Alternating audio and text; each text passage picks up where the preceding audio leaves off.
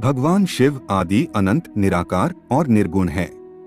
संपूर्ण ब्रह्मांड में कोई भी ऐसा व्यक्ति नहीं जो भगवान शिव के बारे में न जानता हो। लेकिन भगवान शिव के सत्य स्वरूप को जानना सबके बस की बात नहीं है।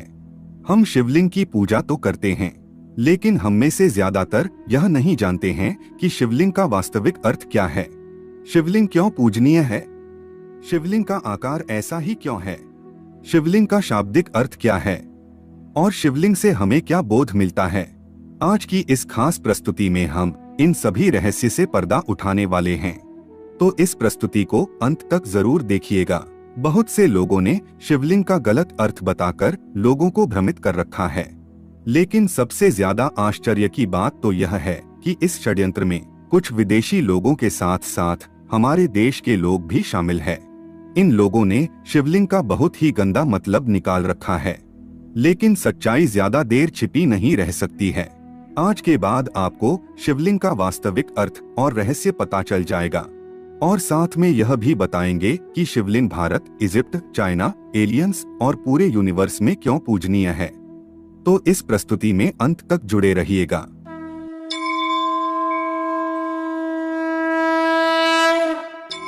सबसे पहले हम शिवलिंग का शाब्दिक अर्थ क्या है वह समझते हैं।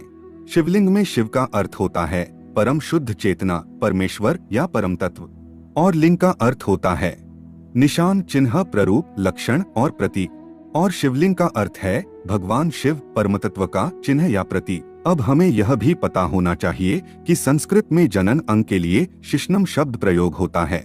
लिंग शब्द का प्रयोग कभी भी नहीं होता है। अब हम लिंग के कुछ अन्य अर्थ जानते हैं। लेते यस्मीन इति लिंगम।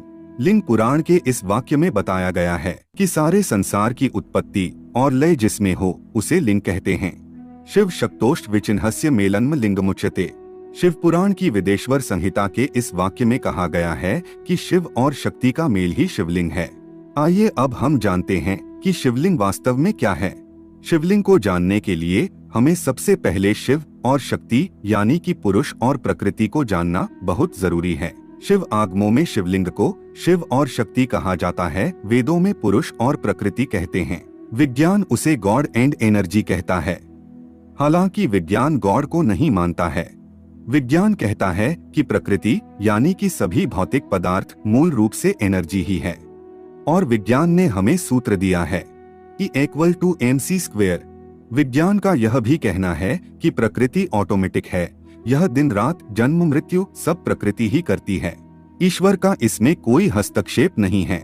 जबकि हमारा वैदिक धर्म कहता है कि प्रकृति यदि ऑटोमेटिक है तो उसे ऑटोमेटिक बनाने वाला भी कोई है। सृष्टि निर्माण के बारे में विज्ञान हमें बिग बैंग की थ्योरी देता है, लेकिन बिग बैंग से पहले क्या था उसके बारे में विज्ञान मौन हो जाता है। विज्ञान हमें यह भी नहीं बताता है कि बिना स्पेस के, बिना अवकाश के कोई चीज संभव ही नहीं हो सकती, तो बिग बैंग कहाँ हुआ था।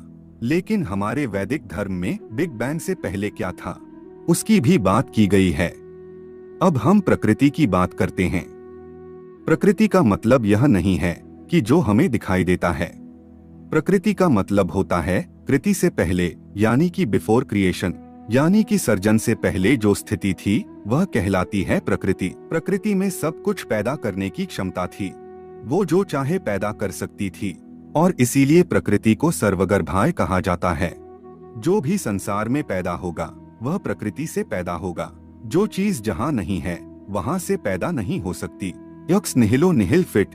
विज्ञान के इस मूल सिद्धांत को हमारे यहाँ हजारों साल पहले ही बता दिया गया था। Out of nothing nothing is produced, from zero can be zero produced, something can produce something. इसका मतलब कि समथिंग समथिंग को प्रोड्यूस करती है। मतलब कि समथिंग यानी कि प्रकृति एग्जिस्ट करती है। इसीलिए कहा जाता है कि प्रकृति अनंत है, इन्फिनिट है। ना सतो विद्यते भावो, ना भावो विद्यते सतः। जो चीज जहाँ पर नहीं है वहाँ से वह चीज निकल ही नहीं सकती। ऐसी प्रकृति तीन गुणों से युक्त है, सतोगुण, रजोगुण और तमोगुण। जब यह तीनों गुण साम्य अवस्था में होते हैं तो दुनिया में कोई भी चीज पैदा नहीं होती, क्योंकि प्रकृति में जड़ता है, चेतनता तो उसमें है ही नहीं। अब कोई चीज पैदा हो, इसीलिए प्रकृति में चेतनता होनी जरूरी है, और इस प्रकृति को एक्टिवेट करता है पुरुष। पुरुष यानी प्योर चेतना, जिसे हम शिव तत्व कहते हैं। और इस पुरुष में जड़ता नहीं है, भौतिकता नहीं है, ना उसमें कोई परिवर्तन हो सकता है और ना कोई बदलाव आ सकता है। वह जैसा है जब से तब से वैसा ही है। पुरुष एक प्योर चेतना है, प्योर प्रकाश है। अब प्रकृति यह चाहती है कि मैं किसी तरह से अपने आप को व्यक्त करूं। मेरे अंदर शक्ति है प्रकट करने की, लेकिन प्रकट कैसे करूं की चेतना नहीं है, रास्ता पता नहीं है, ऑटोमेटिकता नहीं है। और वह पुरुष सोचता है यह रियलाइज करने के लिए कि मैं क्या हूं, मुझे कोई ऐसा माध्यम चाहिए कि मैं अपने आप को जान सकूं। और जब पुरुष और प्रकृति, शिव और शक्ति, गॉड एंड एनर्जी का संयोग होता है तो सब कुछ प्रकट होने लगता है, सर्जन होने लगता है, अणुओं का मटेरियल बनने लगता है, अणु आपस में जुड़ने लगते हैं, ब्रह्मांड बनने लगते हैं, देवी देवता प्रकट होने लगते हैं, जीव सृष्टि जन्म लेने लगती है, दिन और रात होने लगते हैं, और यह सारी सृष्टि ऑटोमेटिक बनने लगती है। और उसको ऑटोमेटिक बनाने वाला वही पुरुष शिव तत्व है। पुरुष और प्रकृति, शिव और शक्ति के मिलन को सिंबलाइज करने के लिए, चिन्हित करने के लिए शिवलिंग का सर्जन हुआ। अब यह याद रहे कि शिव कोई ऐसा व्यक्ति नहीं है जो इस सृष्टि में कहीं निवास कर रहा हो।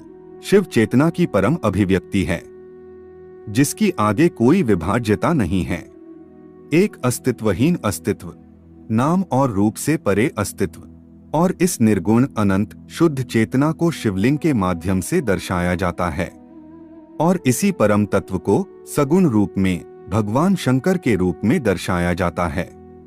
शिव निर्गुण ब्रह्म के प्रतीक है तो शंकर सगुण ब्रह्म के प्रतीक है। अब हम जानते हैं कि शिवलिंग का आकार ऐसा ही क्यों है। शिवलिंग शिव और शक्ति, पुरुष और प्रकृति के मिलन का प्रतीक है। तो प्रकृति को हम कैसे सिंबलाइज कर सकते हैं? यदि हम प्रकृति को पत्तियों के रूप में दर्शाते हैं तो प्राणी और दूसरे सभी तत्व छूट जाते हैं। यदि हम प्रकृति को मनुष्य के रूप में दर्शाते हैं तो भी प्रकृति को पूर्ण रूप से नहीं दर्शा पाते हैं, क्योंकि प्रकृति अनंत है और इस अनंत और विशाल प्रकृति को दर्शाने के लिए जाने वाला प्रतीक भी विशाल होना चाहिए, जैसे कि गैलेक्सी या ब्रह्मांड।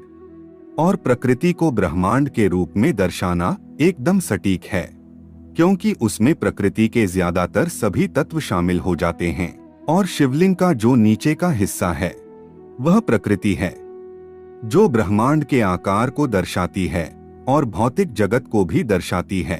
अब शिवलिंग का ऊपर का हिस्सा ऐसा क्यों बनाया गया है? तो आज भी जब हम परम तत्व को दर्शाते हैं तो उसे एक ज्योति के रूप में दर्शाते हैं, और इस परम शुद्ध चेतना शिवत्व को ज्योति रूप के सिवा और किसी रूप में दर्शा ही नहीं सकते। और भारत में जो 12 स्वयंभू शिवलिंग है उन्हें भी ज्योतिर्लिंग ही कहा जाता है। और श्वेत ज्योति रूप होने के कारण ही भगवान शिव को कर्पूर गौरम, कपूर के जैसे गोरे वर्ण के कहा जाता है। और जब शिव और शक्ति के इन प्रतीकों को एक रूप करके उन्हें पत्थर पर उकेरा गया और जो प्रतीक हमारे सामने आया वह है शिवलिंग। अब हम जानते हैं कि शिवलिंग क्यों पूजनीय है और शिवलिंग से हमें क्या बोध मिलता है। शिवलिंग भगवान शिव और माता आदिशक्ति का प्रतीक तो है ही, और शिव और शक्ति से परे कोई चीज हो ही नहीं सकती। और इसीलिए सभी देवी देवता ब्रह्मा, विष्णु और शंकर शिवलिंग में ही निहित है।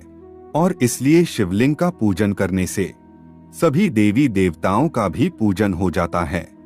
जब हम शिवलिंग को नमन कर रहे होते हैं तब उस पुरुष अर्थात परम चेतना को नमन कर रहे होते हैं। शिवलिंग से हमें बोध मिलता है कि जिस तरह से पुरुष यानी कि शिव इस प्रकृति के मध्य में रहते हुए भी प्रकृति में लिप्त नहीं हो जाते, उसी तरह हम जीव भी इस शरीर रूपी प्रकृति में रहते हुए शिव की तरह प्रकृति रूपी शरीर की मायाजाल में लिप्त नहीं हो जाना है। हमें जीव से शिव बनने की कोशिश करनी चाहिए और हमारी चेतना के स्तर को ऊपर उठाना चाहिए। अब यदि पृथ्वी पर से सभी मानव सभ्यताएं नष्ट हो जाएं और मानव की सारी पृथ्वी ही नष्ट हो जाए तो क्या भगवान शिव और शिवलिंग रहेंगे या नहीं? और मानो कि सारी पृथ्वी नष्ट हो जाती है और लाखों साल बाद किसी दूसरे ग्रह पर नई सभ्यताएं विकसित होती है, तो उनमें से इजिप्ट जैसी कोई सभ्यता जब सृष्टि के मूल कारण का पता लगाएंगे तो वह शिव और शक्ति को अंक के रूप में चिन्हित करेंगे, जिसमें अंक का नीचे का हिस्सा शक्ति को दर्शाता है और ऊपर का हिस्सा परम शुद्ध चेतना शिव को दर्शाता है। और चाइना जैसी कोई सभ्यता शिव और शक्ति को यिन और यांग के रूप में चिन्हित करेंगे, जिसमें काला रंग प्रकृति को दर्शाता है और सफेद रंग शिवत्व को दर्शाता है। अब सवाल यह बाकी रहता है कि क्या एलियंस भगवान शिव में मानते हैं? तो एलियंस भी भगवान शिव में मानते ही होंगे, क्योंकि भगवान शिव यूनिवर्सल है। बस फर्क इतना हो सकता है कि शिव के नाम और प्रतीक अलग हो सकते हैं। भगवान शिव सनातन है, सृष्टि के मूल कारण है, आदि अनादि है। सृष्टि रहेगी तो भी शिव होंगे और सृष्टि नहीं रहेगी तो भी शिव होंगे। तो मित्रों, यह प्रस्तुति आपको पसंद आई है तो प्रस्तुति को लाइक और चैनल को सब्सक्राइब जरूर करें और कमेंट में ओम नमः शिवाय अवश्य ही लिखेगा। धन्यवाद।